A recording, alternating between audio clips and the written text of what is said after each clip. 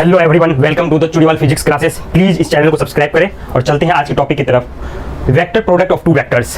पिछली क्लास में आपने देखा था, पहले की क्लास में आपने देखा था कि scalar product of two vectors work energy theorem वाले चैप्टर में।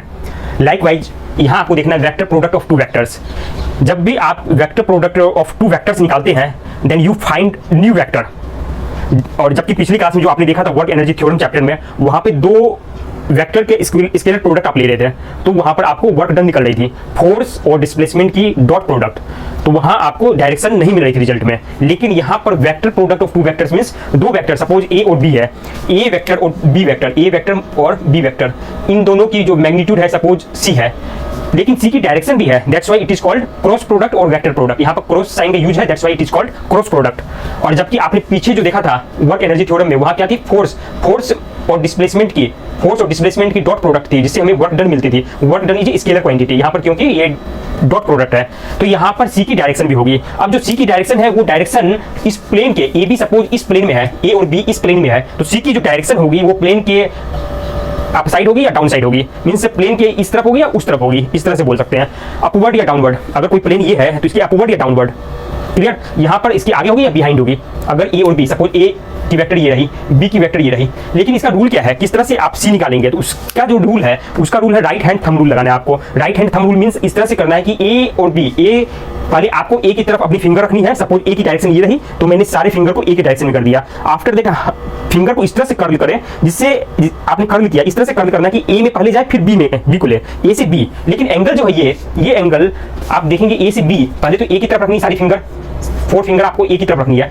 उसके बाद कर्ल करके बी की तरफ ले जानी। तो आपकी थंब की जो डायरेक्शन होगी that direction will be direction of product means C की डायरेक्शन होगी। तो आप ये देख सकते हैं ए से बी जाने का रास्ता, तो एक रास्ता तो ये रहा, आप सीधे यहां से इस तरह से जा सकते हैं, एक रास्ता इस तरह से भी जा सकते हैं ए से बी, लेकिन आपको स्मॉलर वाली एंगल को कंसीडर करनी है, स्मॉलर एंगल को कंसीडर करनी है। ये जो रूल है सी निकालने के लिए right hand thumb rule, actually right hand screw rule से ये आया है। राइट हैंड स्क्रू रूल भी सेम है, उसमें जो स्क्रू की हेड है वो दो वेक्टर के जिस भी प्लेन में है उस प्लेन में रखते हैं हम, और स्क्रू को हम रोटेट करते हैं ए से बी के डायरेक्शन में विथ स्मॉलर एंगल। तो उस समय जो उसकी टिप है, जिस तरफ भी पॉइंट एडवांस करेगी वो डायरेक्शन हो जाएगी सी की, क्लियर। तो सी की डायरेक्शन निकालते जो है वो हम अप्लाई करते हैं right hand thumb rule. Right hand thumb rule ही अप्लाई क्यों करते हैं, क्योंकि ये सब जगह एप्लीकेबल है, मींस साइंटिस्ट ने इसको, बहुत लार्ज कम्युनिटी ऑफ साइंटिस्ट ने इसको एक्सेप्ट किया और फिर internationally it has been accepted कि आपको राइट हैंड रूल ही लगाना है, लेफ्ट हैंड नहीं लगाना है, right handed rule. Right handed rule में आप देखेंगे इसी रूल के अकॉर्डिंग ही बहुत सारे जो आप घर में देखते होंगे स्क्रू ड्राइवर वगैरह जो नट बोल्ट से कसे होते हैं, वहां भी ये रूल काम आता है। वहां क्या रूल है, वहां रूल है राइटी टाइटी एंड लेफ्ट लूजी। आप इसको लिख सकते हैं राइटी टाइटी, ये रूल है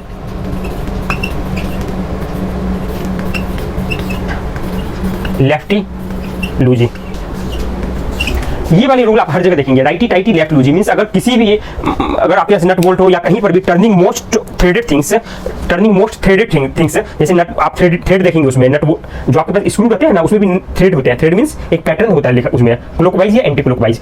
आप मोस्टली थ्रेडेड थिंग्स में अगर उसको टर्न करेंगे तो you will see that right side means clockwise अगर उसको मूव करेंगे तो वो टाइट हो जाएगी, और left side lefty means anti clockwise अगर उसको टर्न करेंगे, मूव करेंगे, रोटेट करेंगे, देन वो लूज हो जाएगी। ये एप्लीकेबल है अधिकतर जगह, मोस्टली आप कहीं पर भी देख सकते हैं।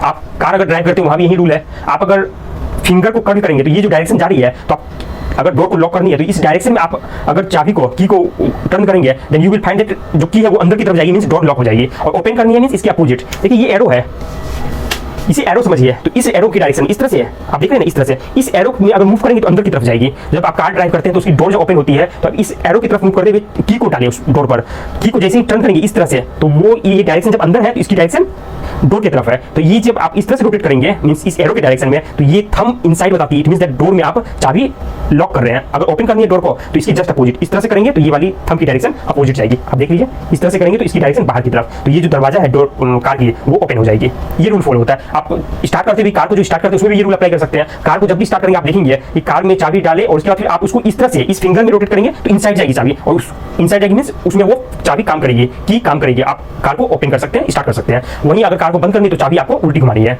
क्लियर, इस तरह से घुमानी है, तो ये इस तरह से घुमानी है जिससे वो की बाहर की तरफ आ रही है। तो ये आप जो रूल है, सिंपल रूल है, इस पर ध्यान नहीं देना उतना, राइटी टाइटी लेफ्टी लूजी, ये तो ऐसे मैंने बता दिया, ठीक है। लेकिन राइट हैंड थंब रूल का जो मतलब है वो आपको क्लियर हो गया होगा कि स्मॉलर एंगल के डायरेक्शन में मूव करनी है। तो ये था vector product of two vectors. ये मोमेंट ऑफ फोर्स निकालने में यूज होगी, क्योंकि वहां पर आप देखेंगे डायरेक्शन भी आती है, और angular momentum, moment of angular momentum के लिए भी ये एप्लीकेबल है, वहां भी इसके यूज है। तो आप नेक्स्ट चैप्टर में, नेक्स्ट टॉपिक में देखेंगे किस तरह से उसकी रिक्वायरमेंट है, कहाँ यूज करते हैं। तो प्लीज मेरे चैनल को सब्सक्राइब करें। Thank you everyone.